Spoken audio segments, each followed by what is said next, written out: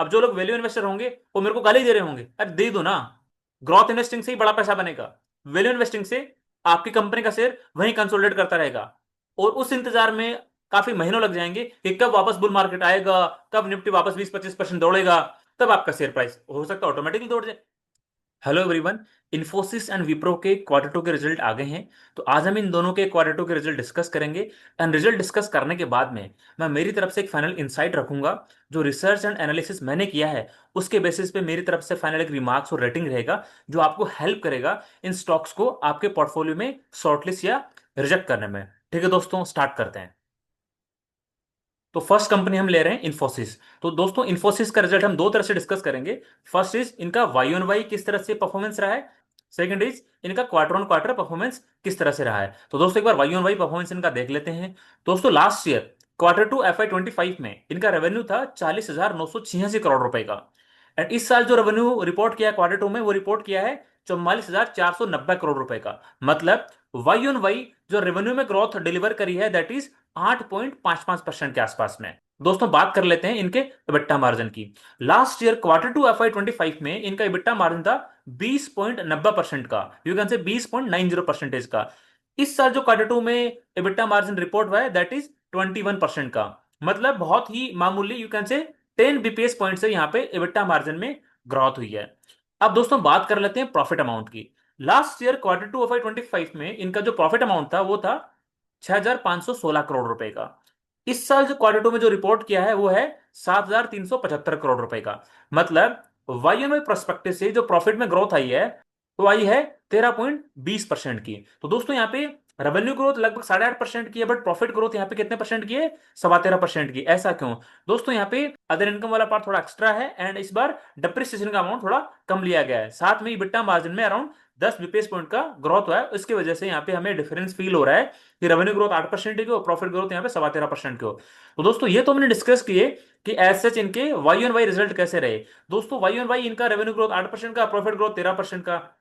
Normally जो हमारा Nifty का जो ईपीएस ग्रोथ होता है 10-11-12% के आसपास में, इसके आसपास ही इन्फोसिस ने अपने रिजल्ट डिलीवर करे हैं।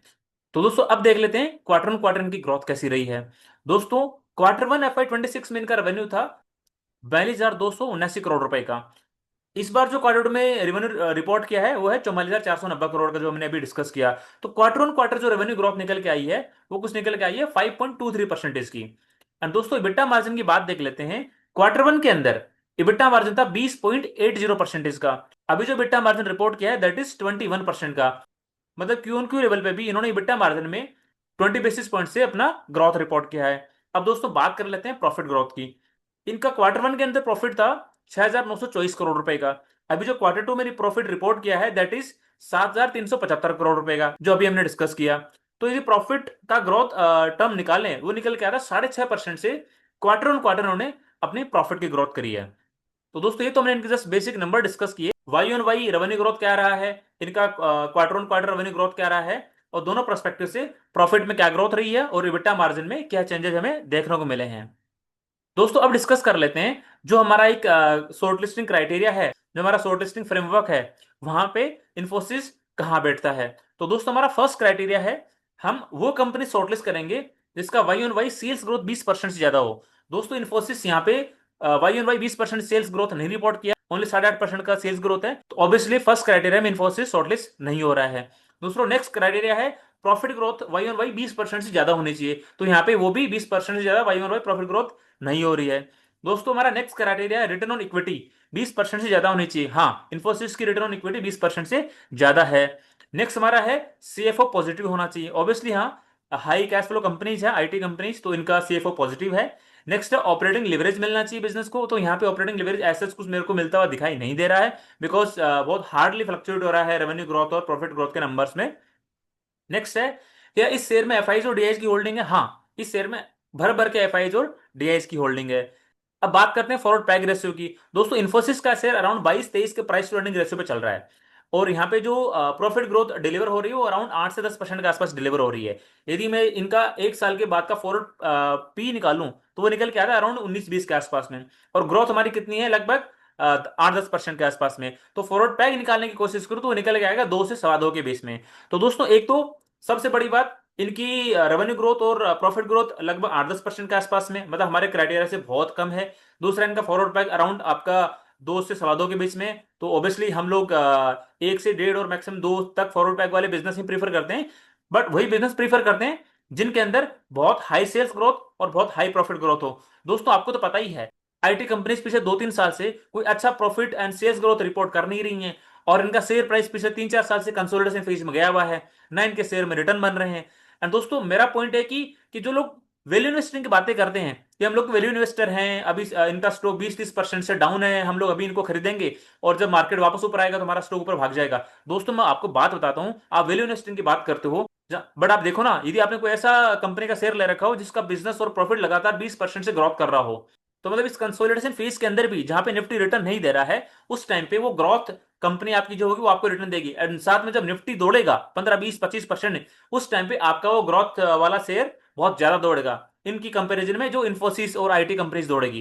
दोस्तों मेरा कहने का मीनिंग है, आप कब तक वैल्यू इन्वेस्टिंग के चक्कर में पड़े रहो। वैल्यू इन्वेस्टिंग के चक्कर में आपने अपने 2-3-4 साल खो दिए, जैसे इन्फोसिस है, टीसीएस है, एचसीएल है, एशियन पेंट है, बर्जन पेंट है। कब तक आप इनके पीछे पड़े रहोगे? कोई ग्रोथ नहीं है, कोई शेयर प्राइस इनका नहीं दौड़ा। क्यों नहीं दौड़ा? बिकॉज इनके बिजनेस में रेवेन्यू ग्रोथ ही नहीं है, प्रॉफिट ग्रोथ ही नहीं है। तो दोस्तों इन समरी में मेरी तरफ से जो फाइनल इंसाइट रख रहा हूं इस बिजनेस पे, मतलब एज सच मेरे को ये कोई बिजनेस अट्रैक्टिव नहीं लगता, बिकॉज रेवेन्यू ग्रोथ ही नहीं है, प्रॉफिट ग्रोथ ही नहीं है। इतना बड़ा हाथी है तो मैं इसको लेके क्या करूंगा? इससे अच्छा तो मैं उन बिजनेस को पकड़ूंगा। अभी रिसेंट में मैंने एक वीडियो बनाया था आईटी का ही, जिसमें एक कंपनी थी परसिस्टेंट सिस्टम। इन्होंने अपने जो Y N Y revenue growth है लगभग 23% से डिलीवर किया। प्रॉफिट ग्रोथ मतलब ऑपरेटिंग लिवरेज उस बिजनेस को मिला, प्रॉफिट ग्रोथ अराउंड 45% से ग्रोथ किया। तो दोस्तों यदि हमें आईटी सेक्टर में जाना ही है तो हम लोग उन बिजनेस को पकड़ेंगे रादर देन इन्फोसिस वाले को।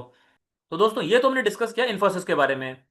अब हम डिस्कस कर लेते हैं विप्रो के बारे में। विप्रो के नंबर से हम लोग दो तरह से डिस्कस करेंगे, वाई एन वाई परस्पेक्टिव से और क्वार्टर ऑन क्वार्टर परस्पेक्टिव से। एक बार वाई एन वाई परस्पेक्टिव से देख लेते हैं। लास्ट ईयर Q2 FY25 में विप्रो ने जो रेवेन्यू रिपोर्ट किया था वो था 22,302 करोड़ रुपए का। इस साल Q2 FY26 में जो रेवेन्यू रिपोर्ट किया वो है 22,697 करोड़ रुपए का। मतलब रेवेन्यू में कितने परसेंट की ग्रोथ? 1.8% की ग्रोथ ओनली। आप कह सकते हो रेवेन्यू फ्लेट रहा है, कोई ग्रोथ नहीं हुई है। बात कर लेते हैं बिट्टा मार्जिन की। लास्ट ईयर Q2 के अंदर बिट्टा मार्जिन थे 16.90%। अभी जो बिट्टा मार्जिन रिपोर्ट करें वो है 16.70%। मतलब 20 बीपीएस पॉइंट से यहाँ पे बिट्टा मार्जिन श्रिंक हुए हैं, कम हुए हैं। बात कर लेते हैं प्रॉफिट की। लास्ट ईयर Q2 के अंदर जो प्रॉफिट था वो था 3227 करोड़ रुपए का। अभी जो प्रॉफिट रिपोर्ट किया है वो है 3262 करोड़ रुपए का। तो प्रॉफिट में कितने परसेंट की ग्रोथ हुई? 1.1% की। ये कोई ग्रोथ थोड़ी होती है।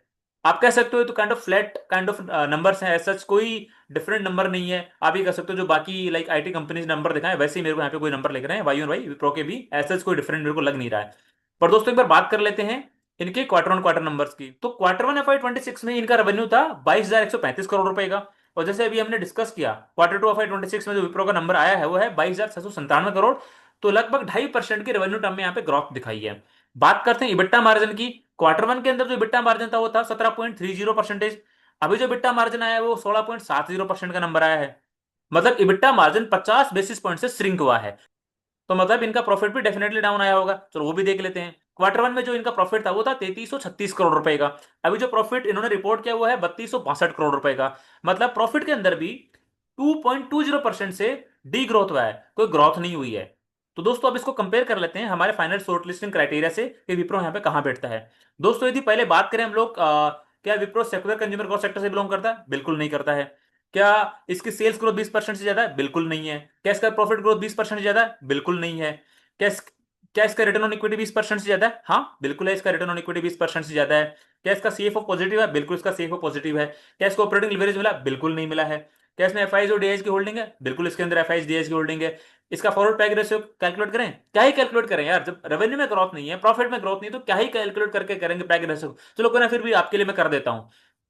अभी विप्रो का शेयर कितने प्राइस टू अर्निंग रेशियो पे ट्रेड कर रहा है? अराउंड 20-21 के आसपास में ट्रेड कर रहा है। कितने परसेंट का ग्रोथ है रेवेन्यू प्रॉफिट में? हार्डली 2-3% के आसपास में ग्रोथ है। चलो मैं 5% मान लेता हूँ, कुछ अच्छा मान के विप्रो के लिए। एक साल बाद में कितना इनका प्राइस टू अर्निंग रेशियो हो जाएगा? लगभग 19 के आसपास मिलेगा। कितने परसेंट की ग्रोथ है? 5% की ग्रोथ है। डिवाइड करेंगे 19 में 5 का तो कितना निकल के आएगा? अराउंड लगभग 4 के आसपास निकल के आएगा। तो दोस्तों फॉरवर्ड पैक यहाँ पे लगभग 4 के आसपास में निकल रहा है। तो दोस्तों इन समरी में ये कहना चाहता हूं कि आईटी सेक्टर पिछले 2-3 सालों से कोई ढंग से रेवेन्यू ग्रोथ नहीं दिखा रहा है, कोई ढंग से प्रॉफिट ग्रोथ नहीं दिखा रहा है। स्पेसिफिकली मैं उन शेयर्स की बात कर रहा हूं, उन बिजनेस की बात कर रहा हूं जो बड़े हाथी बन चुके हैं, जैसे टीसीएस, एचसीएल, इन्फोसिस, टेक महिंद्रा, विप्रो। कोई रेवेन्यू ग्रोथ नहीं, कोई इनके अंदर प्रॉफिट ग्रोथ नहीं पिछले 3-4 सालों से। और इनका जो शेयर है पिछले 3-4 सालों से काफी कंसोलिडेशन फेज में जा चुका है, लगभग ऊपर से टॉप से 20, 25, 30, 35% डाउन आ चुके हैं। तो कुछ लोग ऐसे हैं वैल्यू इन्वेस्टिंग वाले जो इस उम्मीद में टिके पड़े हैं कि अभी हम शेयर ले लेंगे और जब वापस हमारा स्टॉक मार्केट ऊपर आएगा तो हमारा लगभग 15, 20, 30% का रिटर्न बन जाएगा, हम इसको बेच देंगे। दोस्तों पता नहीं ना स्टॉक मार्केट वापस कब ऊपर आएगा, हमें नहीं पता ना कब सेक्टर में वापस रिबाउंड आएगा।